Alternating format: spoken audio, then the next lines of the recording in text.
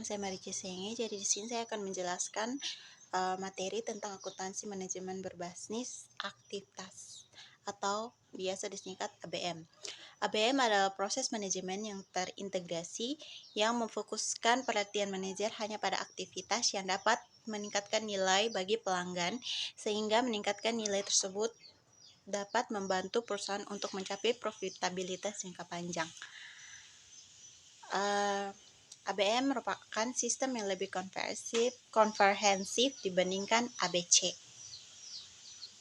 ABM juga memiliki dua dimensi, yaitu dimensi cost yang menekankan pada product costing dan dimensi pengendalian yang menekankan pada proses value analysis atau driver analysis, activity analysis, dan performance measures.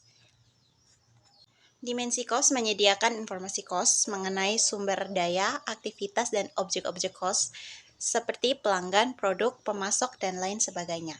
Tujuan dari dimensi cost adalah untuk meningkatkan keakuratan penetapan cost. Dimensi proses menyediakan informasi tentang aktivitas, apa yang dilakukan perusahaan, alasan mengapa suatu aktivitas dilakukan, dan seberapa baik aktivitas tersebut dilakukan. Tujuan dari dimensi proses ini adalah untuk mengurangi cost.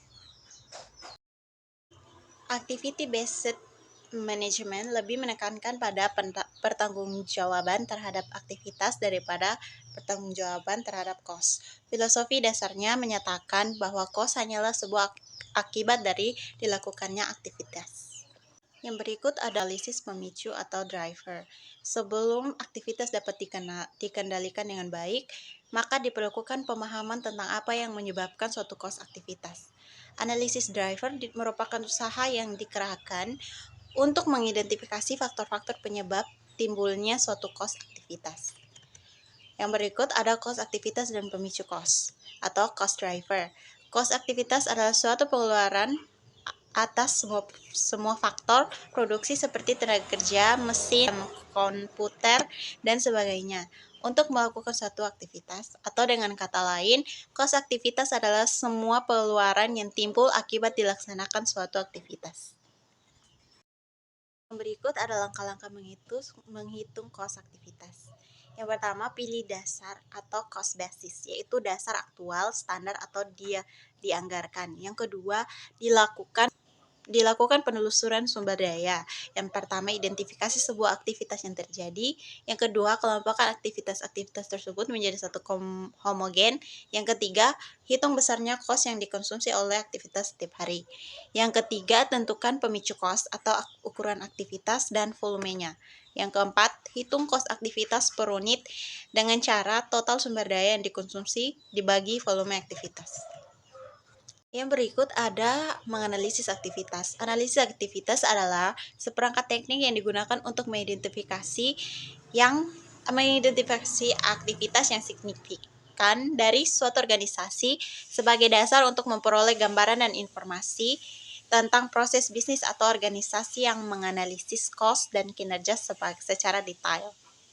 Selanjutnya ada 4 tahap analisa aktivitas, yaitu tahap yang pertama, identifikasi tujuan proses dan luas lingkup analisis aktivitas atau Identify Process Object and Activity Analysis Scope. Pada tahap ini dilakukan identifikasi tujuan proses berdasarkan keinginan atau harapan konsumen, serta tentukan ruang lingkup analisis dalam arti pahami struktur organisasi dari unit bisnis yang dianalisis. Tahap yang kedua, pencatatan dengan grafik atau record, yaitu melakukan pencatatan terhadap seluruh aktivitas yang digunakan selama proses penghasilan output mulai awal sampai akhir. Sekecil apapun aktivitas yang dilakukan harus dicatat. Jangan melakukan analisis apapun terhadap aktivitas-aktivitas tersebut, karena pada tahap berikutnya akan dilakukan pengklasifikasian aktivitas. Yang ketiga, pengklasifikasian atau classify, yaitu melakukan pemilahan dan pengelompokan terhadap aktivitas-aktivitas tersebut ke dalam kelompok-kelompok aktivitas yang diberi label sebagai aktivitas yang menambah nilai atau tidak menambahkan nilai. Yang berikut tahap keempat, perbaikan berkelanjutan atau continuously improvement. Pada tahapan ini, setelah semua aktivitas dikelompokkan, maka lakukan perbaikan atau peningkatan efisiensi dari aktivitas secara berkesinambungan dan mengembangkan rencana untuk mengurangi bahkan mengeliminasi aktivitas tidak penambah nilai.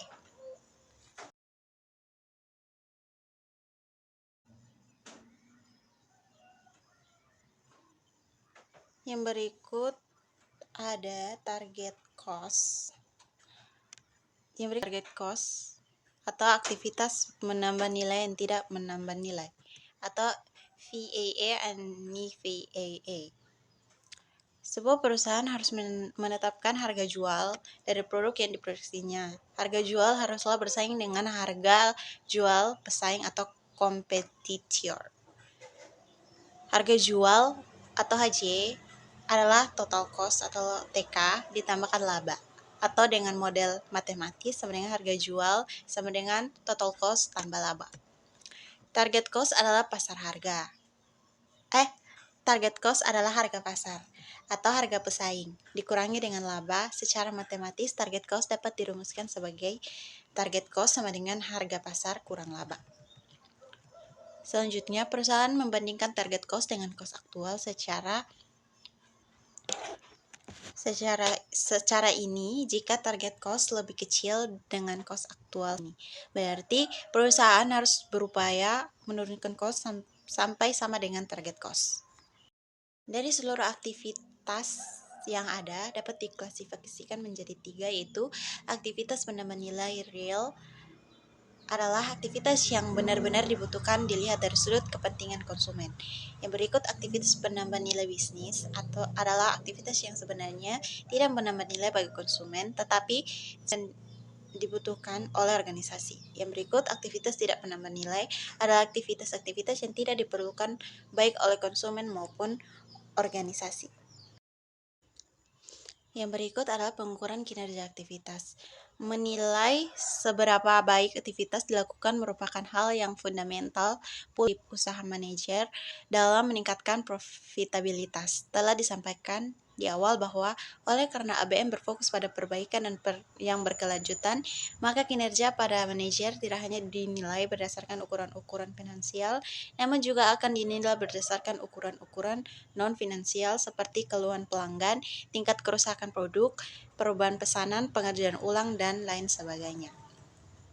Yang berikut adalah kaitan konsep ABM dengan konsep lain. Konsep ABM seringkali berkaitan dengan tumpang tindih dengan konsep lain yang sering kita jumpai ketika mempelajari akuntansi manajemen. Misalnya just in time atau JIT dan Theory of Constraint atau TOC. JIT merupakan suatu filosofi yang berfokus pada usaha untuk mengurangi ketidakefisienan dan penerobosan. Salah satu pokok pikiran dalam adalah perbaikan yang berkelanjutan.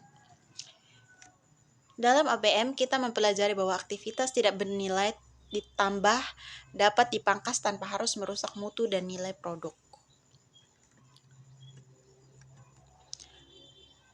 Sedangkan Theory of Constraint atau TOC berbicara bahwa setiap perusahaan pasti memiliki hambatan yang dapat diidentifikasi, sehingga banyak manajer harus segera mengidentifikasi hambatan yang paling kuat dan mengelolanya sehingga sumber daya dapat digunakan seefisien mungkin.